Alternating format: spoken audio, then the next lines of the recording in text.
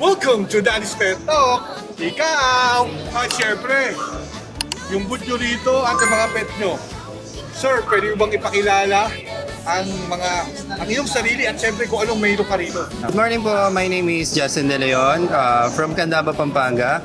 And I'm the owner of Just Rabbitry po. Just Rabbit. Yes po. So today po, may po tayo dito ang 5 breed na ini-exhibit. So meron po tayo, the first one is the Mini Rex. So si Mini Rex po, yung kanilang fur is para siyang carpet, velvety type po siya. And then meron naman po tayo sa banda doon, siya po yung standard size na Rex. And then this one naman is the Netherland Dwarf, one of the smallest breed po ng rabbit. Sir, kasi dati nagbabarko ako. Lagi kami sa Amsterdam, Rotterdam, nakikita ko nito sir. mga to eh. Ang dami nila talagang, ang gupit ng mga to eh. No? Sir. Talagang hinahayaan lang sila. Sir, ito naman sir, ano yung mga nandito sir? Dito naman sir, meron po tayong Britannia Petite. Ito sila po yung mga slimmest breed. So kailangan po slim lang yung body nila. And then dito naman po sa side na to, meron tayong Holland Lob. So when we say Holland Lob po, yung fur po nila is para ganito, medyo mahaba, and then yung ears po nila is nakababa. Sir, yun talaga yung pag tinabing Holland, talaga Yes po. baba.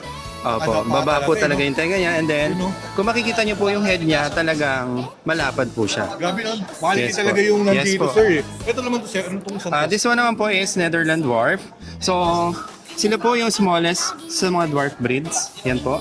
Yung ears po nila is usually from 2 inches lang up to 2.5 inches po.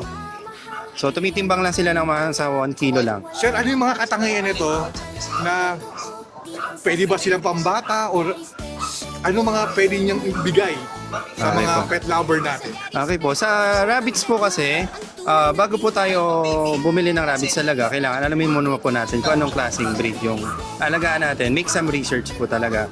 And then, sa breeds naman po, usually po kasi, depende po siya sa breed. May mga breed po talaga na sobrang lambing, merong breed na sobrang active, gaya ng mga Netherland Dwarf. Kung lambing naman, go for Holland Lobs or Mini Rex. Kasi mas gusto po nila yung talaga yung hinahawakan sila. Ito, yung nasa likod niyo po, Yes ano po. po ba to?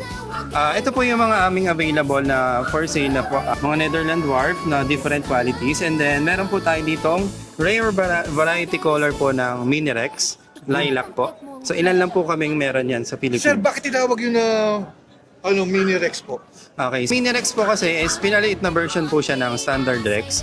Si Standard Rex po kasi is tumitimbang siya ng 3 to 5 kilos. And then, si Mini Rex naman is nasa 1.5 to 1.5 kilos lang. Yun ang masarap talaga sa mga ganitong Yes po. Pet Expo. Marami kang matutunan. Hindi lang ako natuturuan nyo Yes, sir. Siyempre mga pet community, Yes, po. mga pet lovers, saka mga kapetok natin dyan. Yes po. Sir, pwede mo ba kaming i-tour dito? Siyempre doon sa may likod Sure mo. po, tara po. Okay, so meron po tayo dito mga available na mga Netherland Dwarf. Yan po. Ang ganda ng mga quality nito, sir. Alam mo, lagi ko sinasabi sir sa mga kapetok natin, mga Yes, po. pet lovers na puntahan nila eh. Kasi ako talagang busog ng may mata ko sa Yes, nakikita yes, ko. sir. Pag nakita mo kasi, alam mo na agad na quality ko eh. Talagang hindi magsisinungaling talaga sa personal oh. Ayan oh, ito na nga. Kaya nga tinututukan natin yan oh. Sir, ano to mga to? Netherland Dwarf? Netherland Dwarf, meron po tayong Mini Rex and Standard Rex. Mini Rex. Yan. Depende yung mga presyo niyan. Yan. Yan po. Sir, parang Dalmatian ang dating. Yes Kasi, po. no? Ikaw nag-breed dito? Yes po. Talaga? Yes po. O ikaw yung black and white na yan, ikaw ba nag-ano yan? Yung, Breed mo? yung mga Mini Rex and Standards po kasi is galing pa po sila from abroad. Mga island born na lang po sila dito. Pag sinabi po kasi nating rabbits, marami po talaga siyang colors. Different colors talaga. Sobrang laki po ng color genetics ng rabbits. Buti lang tayo na-interview ko yung Yes Just sa po. Rabbitary. Talagang maraming matutunan yung Yes mga po. at marami kang mahihikayat sa mga Opo. pet lovers. Kasi ako busog na yung mata ko ngayon, parang nai-inlove ako sa lalo sa mga Yes, sir. ganito eh. Eto sir, ano to mga, eto naman? Ito Standard po, to. mga standards po. Sila po yung lumalaki from 3 kilos to 5 kilos. Yan po. So, 2 months old pa lang po yung age nila. Gano'ng kalaki to pag lumalaki? 3 to 5 kilos, sir. 3 to 5 kilos? Yes po. Parang nag-ano ka ng sa bigas na Opo. sa 5 kilos. Yes. Gano'n, kalalaki. Diba? Sir, etong ano mo to, talaga sabi mo na to, or napunta na sa naging business na. No. Paano napadpad dito, sir, si Just Okay po. So, bata pa lang po kasi ako, hilig ko na talaga yung mga animals. Kaya, isa sa nakita ko na nakabihag ng puso ko at pansin ko yung rabbits talaga. Dati akala ko ang rabbits isa lang ang breed, yung kulay white lang. Pero na-discover ko talaga na sobrang dami palang breeds ng rabbit, and isa yon sa nagustuhan ko nung nakita ko yung mga Netherland Dwarf, Mini Rex dahil dun sa fur nila. And ito po kasi nag-start lang talaga, hobby talaga. So lahat po ng mga time and effort ko talaga para mag-research, ginagawa ko po talaga for them. Kasi for the sake of their Hindi health. ka naman magka-agento, sir, kung hindi ka Yes talaga po. dedicated, sir, eh. Yes po. Yan, oh, tingnan nyo naman. Yun, nandito sir, wala pa po siya sa halos kalahati pa lang po ito. Marami pa po siya sa bahay. Talagang ako po kasi nagbibreed po talaga ako for the quality, not for the quantity. Kasi yun po ang pinakamahalaga eh. Marami po kasing may mga breeders po kasi talaga na makabenta lang, pero ako po talaga, if hindi po talaga pasok sa quality, yung presyo, hindi ko po siya i-out ng gano'n.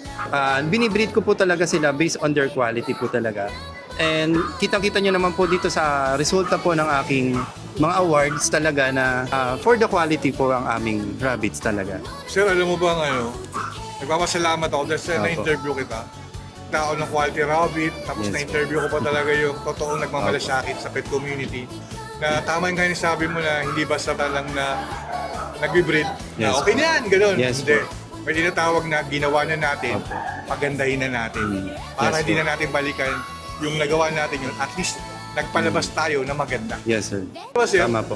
Kaya, itong mga to talaga, sir, yung mga awards na to, Yes po. sumasali ka sa mga mga Yes po, since 2016 po, sumasali po talaga ako ng rabbit shows. And hindi ko na din po mabila kung ilan po yung awards, certificates. Ang napalalunan ko po kasi kada rabbit show po talaga sumasali ko. And fortunately naman po nananalo tayo. Pinakamalaki po nating mga panalo lagi is Best in Show, Reserve in Show, Best Color, Best Juniors, Best of Breeds, and so on po.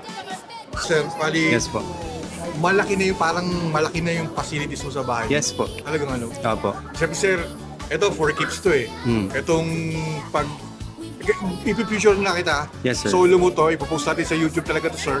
Director, sir, sinasabi ko na agad na talagang naakit ako sa mga quality na nandito. Sana times goes by na Yes, sir. mapuntahan ko yung breeder mo talaga na para mapakita natin kung ano pang meron doon, kung ano yung facilities mo. Bakit grabe yung Just Yes. Rabbitary na magkaroon ng mga ganitong mga awards na nakikita ko. Siyempre, talagang dahil sa inyo Yes po. Diba, sir? Yes po. Anytime po, welcome po kayo mag-visit po Pupunta sa sir, ating set rabbit. natin yan. Sure Talagang po. pakita natin lahat yun. Sir, pwede mo ba ma-invite yung mga pet community, mga pet Okay po. mga magkahilig sa rabbit? Okay po. So, sa lahat po ng mga may hilig sa animals, especially sa mga exotic pets or also rabbits, visit lang po kayo dito sa ating Clark Hobby Expo. So, located po kami sa 3rd floor ng SMX Convention Center. So, halina po kayo, huwag nang pahuli, tara na po. Bisita po tayo. Ako sir, talagang saludo ko na talagang ipinakita mo sa pet community na ma-amaze sila pag pumunta talaga sila dito at Yes, makita personal yung mga nandito talaga na lalo na yung mga ganitong kabataan na makakita nito. Grabe sir. Sir, any shoutout sir dyan para at least, di ba? Shoutout po sa lahat ng mga aking followers, supporters sa aking page. Sa Just- Please like my page po, Just Rabbitry. So, 2010 mo pala. yes po, since 2010 po ako, 16 years na po. Bata pa lang po ako, first year high school, nag-aalaga na. And hanggang ngayon po, matibay pa din. At patuloy pong pinapalago ang industriya ng pagrarabbit sa Pilipinas. Sarap. Gusto mo kausapin. Talagang ito maganda talaga na dagdag kaalaman to sa pet community na from the start, sa mod nyo nang galing Yes. talaga kung gaano kagaganda ang mga rabbits Yes. na masarap talagang ipet at maging part of the family. Yes po. Sir, baka may gusto pang last message or anong gusto ko pa sabihin dyan? Siguro po ano na lang, doon po sa pag-aalaga ng rabbit, kung talaga pong interested po kayo before po kayo mag-alaga, make sure po na do some research po talaga kasi para hindi po din sila kawawa. And then make sure po bili po kayo doon sa mga talagang legit buyers po. Kasi igagay po nila kayo doon sa tamang pag-aalaga po talaga. And gaya po, halimbawa po sa akin, kahit ako po kasi, kahit nabenta ko na yung rabbits, na-rehome ko na po siya kahit ilang years, kahit mag-message pa po sa akin yung mga nagiging client ko, still, ginaguide ko pa din po sila kasi yun po yung aking passion talaga. Also, I'm a teacher po kasi, so parang passion ko na po talaga to educate the people po. Siyempre, isang kagalaan and my pleasure na ma-interview kay sir Yes, po. at maibida yung mga pets dito, sir. Siyempre, sir, ito ang inyong Daddy Wax na laging nagsasabi dito sa Daddy's Pet Talk. Ikaw at ang mga pet na nandito ang bida. Thank you po.